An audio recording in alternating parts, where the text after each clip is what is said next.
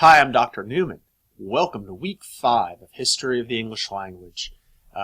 This is the week where in some ways the rubber hits the road because we're moving actually into England and focusing specifically on the English language itself. We have so far reviewed the methods and terms of and origins of historical linguistics as a field of study, and we have looked at the prehistory of English from Proto-Indo-European to Old Germanic. And now we are actually going to bring it to the British Islands, and we're going to come to around the year 500-ish, when the Angles, the Saxons, the Jutes, and other Germanic peoples brought their Germanic language group into the British Islands, which became the language known as Old English. Sometimes it's referred to as Anglo-Saxon. We're not going to use that term anymore, but Old English is where we're at now, and that's what we're going to spend the next 2 weeks on, from the period from around 500 to 1100 or so.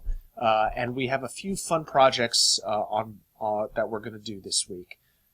First, let's go into learning units here. Go down to weeks 5 and 6. This is our next 2-week unit that's going to cover the early Old English period into the very early Middle English period. In this week, we're going to identify Germanic features of Old English morphology and syntax, such as strong verbs, compounding, and substantive case endings, which you should learn about. This will be assessed through the quiz and the corpus activity, about which more in a bit.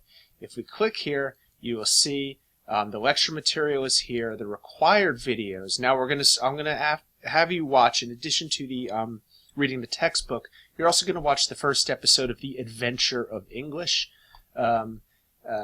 Hopefully this still works. The link is still good? Yes, the link is still good. And you're also going to be doing individual activities, which includes an Old English British Geography self-study activity and a compound word dictionary activity.